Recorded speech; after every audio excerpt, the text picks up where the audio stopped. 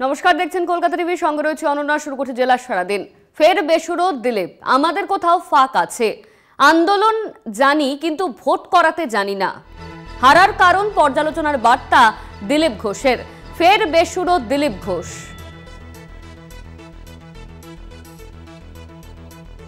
সাধারণ মানুষ বলছিল, পুলিশ কর্মচারী ধরে নিয়েছিল আমরা জিতবো, কিন্তু হয়নি। তার মানে কোথাও আমাদের ফাঁক আছে, আমাদের অভিজ্ঞতা কম আছে। আমরা সংগঠন জানি, আন্দোলন জানি, কিন্তু ভোট করাতে জানি না। ভোট কি করে করাতে হয় সেটা জানতে হবে, শিখতে হবে। প্রত্যেক নির্বাচন থেকে অভিজ্ঞতা সঞ্চয় করে আগামী নির্বাচনে যাতে ভালো করা যায় তার চেষ্টা।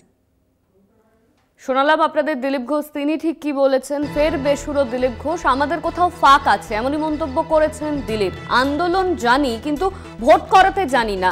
হারার কারণ পর্যালোচনার বার্তা দিলীপ ঘোষের। এই নিয়ে আমরা কথা বলবো। আমাদের সঙ্গে রয়েছেন আমাদের প্রতিনিধি অরূপ গঙ্গোপাধ্যায়। অরূপ, ফের বেসুরো দিলীপ ঘোষ, তিনি বলেছেন আমাদের কোথাও ফাঁক আছে, ঠিক আর কি বলেছেন, কেন তার এই মন্তব্য? বিষ্ণুপুরের যুদ্ধবর্ত মঞ্চে বিজেপির সাংগঠনিক জেলা, যেখানে উপস্থিত ছিলেন বিষ্ণুপুরের সাংগঠনিক সভাপতি, বিষ্ণুপুরের যারা বিধায়ক রয়েছেন, বিজেপির যারা বিধায়ক রয়েছেন সেই বিধায়করা উপস্থিত ছিলেন। সেখানে দিলীপ ঘোষকে কিন্তু বেসুরো মন্তব্য তিনি করলেন এবং তাদের বক্তব্য মূলত দলের যে ভরাডুবি, অর্থাৎ এই যে লোকসভা নির্বাচনে বিজেপির যে ভরাডুবি, সেই ভরাডুবির পর থেকে কিন্তু দিলীপ ঘোষকে বিভিন্ন ক্ষেত্রে বেসুরো কথা বলতে শোনা গিয়েছে। তবে আজকেও কিন্তু ব্যতিক্রম হলো না। আজকের সভা থেকে দিলীপ ঘোষ মূলত প্রসঙ্গ টেনে আনে 2021 সালে যে বিধানসভা নির্বাচনে যেটা দিলীপ ঘোষ বলতে চেয়েছেন আজকে মঞ্চ থেকে, যে তাদের সংগঠন রয়েছে, তাদের আন্দোলন রয়েছে, কিন্তু তাদের ভোট করাতে তারা জানেন না। অর্থাৎ দলের নেতারা পদ আগলে বসে রয়েছেন, শুধু পদ আগলে বসে আছেন, মিটিং এ যাচ্ছেন, খাচ্ছেন, চলে আসছেন। এই করে কিন্তু বিজেপি চলতে পারে না। বিজেপি একটা গাইডলাইন হিসেবে নিজেকে একটা নীতি আদর্শ নিয়েছে এবং সেই জায়গায় মানুষ সংঘর্ষ 2021 সালে বঙ্গে বিজেপি আসছে, সেই জায়গায় দাঁড়িয়ে কিন্তু বঙ্গে আসেনি। তার প্রত্যেকে কিন্তু একটার পর একটা যে নির্বাচন হয়েছে সেখানে কিন্তু বিজেপির ভরাডুবির কথাই কিন্তু সামনে এসে বিজেপির ভরাডুবি হয়েছে। সেই জায়গায় দাঁড়িয়ে থেকে আজকের দিনে দিলীপ ঘোষের যে মন্তব্য, দিলীপ ঘোষের যে বক্তব্য, তাতে কিন্তু আজকে বলতে শোনা গিয়েছে যে তারা কিন্তু ভোট করাতে জানেন না।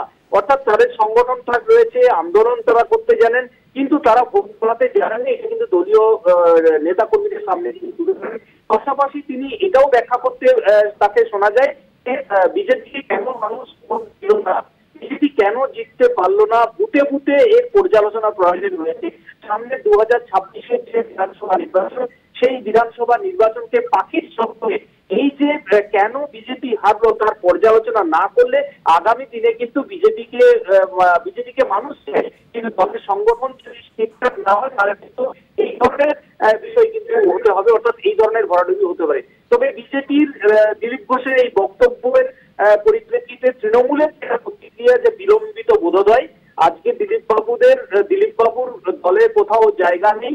এখন তিনি মাথা গোজার ঠাই বোঝার জন্য এই ধরনের বক্তব্য করছে। তবে দিলীপ ঘোষের আজকের এই বক্তব্য, অর্থাৎ দলের সাংগঠনিক দিলীপ ঘোষ যেভাবে দলের নেতা কর্মীদের মধ্যে ভোটের হারের কারণ খোঁজার কথা বলছেন, পাশাপাশি তিনি যেটা বলতে চাইছেন যে 2019 সালে বিজেপির যে রেজাল্ট, তারপরে 2021 সালে রাজ্যের বঙ্গে বিজেপি আসে মানুষ করেছিল 100 বেশি আসন দিয়ে বিজেপি আছে, তারপরেও কিন্তু দেখা গেল যে বিজেপির কিন্তু এই রাজ্যের ক্ষমতায় শাসক দল ছিল। 2024-এর লোকসভা নির্বাচনেও কিন্তু বিজেপির খারাপ ফল। এই যে একের পর এক বিজেপির খারাপ ফল, এই খারাপ ফল থেকে শিক্ষা নিতে হবে। কোথাও একটা তাদের যে দক্ষতার একটা অভাব দেখা যাচ্ছে, সেটাই মনে করেছেন। তবে আজকের এই সব বক্তব্যের মাধ্যমে তিনি দলের কোন নেতাকে ইঙ্গিত করে বলেন সেই বিষয়ে। ধন্যবাদ তোমার স্বরূপ। আমাদের সঙ্গে ছিলেন আমাদের প্রতিনিধি স্বরূপ গঙ্গোপাধ্যায়। দিলীপ ঘোষের এই মন্তব্যের পর বিষ্ণুপুরের বিজেপি সাংসদ সৌমিত্র খা ঠিক কি বলেছেন শোনাবো আপনাদের। এটা দিলীপ দা বলেছেন, এটা আমি কি বলবো। দিলীপ দা বলেছেন, বয়স্ক মানুষ এবং দীর্ঘদিন বিজেপি করছে তিনি বলতে পারেন, এটা আমি তিনি কোন পরিপ্রেক্ষিতে বলেছেন। দিলীপ ঘোষের এই মন্তব্যের পর তৃণমূলের তরফে ঠিক কি বলা হয়েছে শোনাবো আপনাদের। প্রথমত বলবো যে ওনার বিলম্বিত বোধোদয়, তাছাড়া উনি এখন দেখছেন যে ওনাদের গোয়াল ঘরে এখন সব গরুতেই গোতাগুতি লেগেছেন, উনি নিজেও কোণঠাসা, তাই এখন এইসব কথা বলে দলে হয়তো একটু জায়গা পাওয়ার চেষ্টা করছেন। অভিষেকের নতুন পুরনো বার্তা, সামঞ্জস্য রেখে কাজ করতে হবে, পুরনোদের অভিজ্ঞতা, নতুনদের উদ্দীপনা। তৃণমূলের বিনতে দুটি কুসুম, 21-এর মঞ্চে বার্তা তৃণমূল সেনাপতির। আমি মনে করি তৃণমূলের কর্মীরাই তৃণমূলের শক্তি। যারা নতুন তৃণমূলে এসছেন তাদেরকে তৃণমূলের সংগ্রাম, নেত্রীর লড়াই, 21শে জুলাইয়ের ইতিহাস সম্পর্কে জানতে হবে। আর পুরনোরা যারা আছেন তাদেরকেও নতুনকে সাথে নিয়ে আগামী দিন দলকে আরো শক্তিশালী করার জন্য মাঠে নেমে লড়াই করতে হবে। সামঞ্জস্য রেখে করতে হবে। পুরনোদের অভিজ্ঞতা আর নতুনদের উৎসাহ উদ্দীপনা দুটোই তৃণমূলের একই বৃন্তে দুটো কুসুম। বিজেপিকে এজেন্সি তোপ অভিষেকের, বয়স্ক মা বাবা স্ত্রী সন্তানদের ছাড়েননি অভিষেক, আমরা অন্য ধাতুতে তৈরি, এমনই মন্তব্য করেছেন অভিষেক বন্দ্যোপাধ্যায়। আমি বিজেপির স্বৈরাচারীদের কাছে মাথা নত করব না। এত চেষ্টা করেছে আমাকে, আমার বয়স্ক মা বাবা স্ত্রী ছোট্ট পুত্র কন্যা সন্তান কাউকে ছাড়েনি হেনস্থা করতে। আমি বলেছি গলা কেটে দিলেও জয় বাংলা বলবো, গলা কেটে দিলেও তৃণমূল কংগ্রেস জিন্দাবাদ বলবো। আমরা অন্য ধাতুতে তৈরি। তৃণমূল কংগ্রেস বিশুদ্ধ লোহা, সেই লোহাকে যত পোড়াবে, যত তাতাবে, সেই লোহা তত বলিষ্ঠ, শক্তিশালী, তেজি হবে।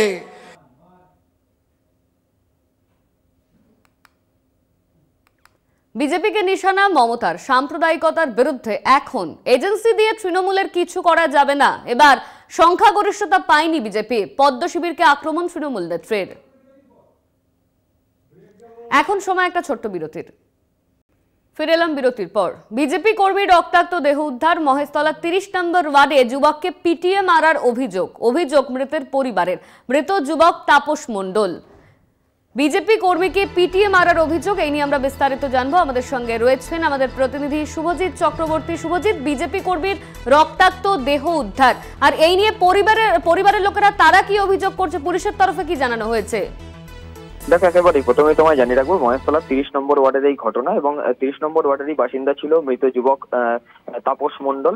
যেটা পরিবারের তরফে অভিযোগ করা হচ্ছে যে তাকে পিটিয়ে মারা হয়েছে, এবং ওই এলাকাতে কিন্তু একটি বেসরকারি ইঞ্জিনিয়ারিং কলেজ রয়েছে, সেই কলেজের গেটের সামনে থেকে তার দেহ উদ্ধার হয়। এরপরই তাকে বিদ্যাসাগর হাসপাতালে নিয়ে গেলে চিকিৎসকরা মৃত বলে ঘোষণা করে।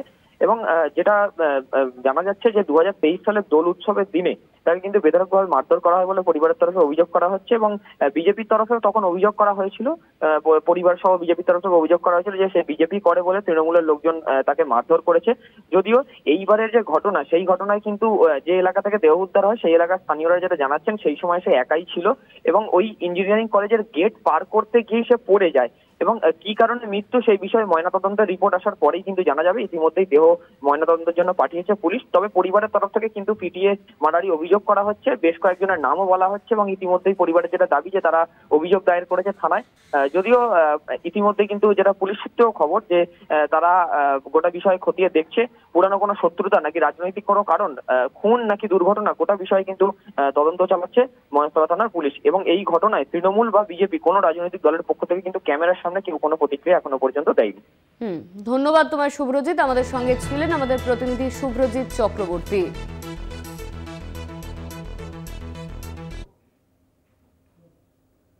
জেলা সারাদিনে এখন সময় আরো একটা বিরতির, ফিরছি বিরতির পর সঙ্গে থাকুন।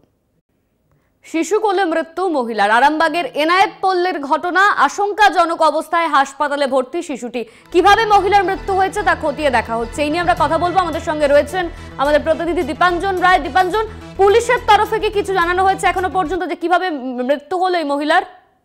দেখো, এখন পর্যন্ত পুলিশ তদন্ত চালাচ্ছে ঘটনাটি নিয়ে। ঘটনাটি বলে রাখি, আরামবাগ পৌরসভার 13 নম্বর ওয়ার্ডের এনায়েত পল্লীতে এক গৃহবধূর রক্তাক্ত মৃতদেহ উদ্ধার করে পুলিশ আরামবাগ মেডিকেল কলেজে পাঠিয়েছে এবং সেইখানে দেখা গেছে, যেটা আমরা পুলিশ তরফ থেকে জানতে পেরেছি, বাড়ির বাইরে রক্ত দেখে ওই বাড়িতে থাকা যারা ভাড়াটিয়া ছিল তারা পুলিশকে ফোন করে। তৎক্ষণাৎ আরামবাগ থানার পুলিশ ঘটনাস্থলে গিয়ে পৌঁছয় এবং দরজা ভেঙে ওই গৃহবধূর মৃতদেহ, রক্তাক্ত মৃতদেহ উদ্ধার করে আরামবাগ মেডিকেল কলেজে পাঠিয়েছে। একটা একরত্তি শিশু, একদম যাকে বলা যেতে পারে দুধের শিশু, সে মায়ের কাছেই বসেছিল, তাকে রক্তাক্ত অবস্থায় উদ্ধার করা হয় এবং তাকে চিকিৎসার জন্য আরামবাগ মেডিকেল কলেজে পাঠিয়েছে। কিন্তু কিভাবে এই ঘটনা ঘটলো, কেউ খুন করেছে কিনা, এই নিয়ে তদন্ত চালাচ্ছে আরামবাগ থানার পুলিশ এবং পাশাপাশি যাদের বাড়িতে সিসিটিভি আছে সেই সিসিটিভি থেকে তদন্ত চালাচ্ছে পুলিশ। এবং এই বলে রাখি, এই যে মহিলার বাড়ি ছিল খানাকুলের কাটরা চৌমাথা এলাকার মায়নান গ্রামে এবং সেখান থেকে বিয়ে হয়েছিল মেদিনীপুরে যোধকানোরাম বলে একটি জায়গাতে। পারিবারিক অশান্তির পরে সেই স্বামীর সাথে তার ডিভোর্স হয়ে যায় এবং আরামবাগ এলাকায় গত 16 তারিখ থেকে ভাড়া বাড়িতে থাকতে শুরু করে, যেটা তার আত্মীয়র কাছ থেকে আমরা জানতে পেরেছি। এইখানেও একজনের সঙ্গে বিবাহের সম্পর্ক হয়েছে এবং তার সঙ্গে এখানে ছিল। কিন্তু যদিও এই মৃতদেহ উদ্ধারের পর থেকেই ওই যে দ্বিতীয় যে স্বামী তাকে খুঁজে পাওয়া যাচ্ছে না। ঘটনাস্থলে আরামবাগ পুলিশ রয়েছে এবং পুরো ঘটনা তদন্ত করছে।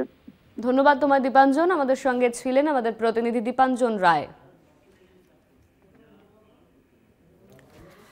ইতিমধ্যেই পুলিশ তদন্তে নেমেছে যে কিভাবে এই মহিলার মৃত্যু হলো। শিশু কোলে মৃত্যু মহিলা, আরামবাগের ঘটনা, এনায়েত পল্লীর ঘটনা, আশঙ্কাজনক অবস্থায় হাসপাতালে ভর্তি শিশুটি। তবে কিভাবে এই মহিলার মৃত্যু হয়েছে তা খতিয়ে দেখা হচ্ছে। এখনো পর্যন্ত পুলিশের তরফে কোনো কিছু জানানো হয়নি। তবে পরিবারের লোক তারা দাবি করছে বিবাহ বহির্ভূত সম্পর্কের জেরে এই ঘটনা ঘটে থাকতে পারে, আরামবাগের ঘটনা।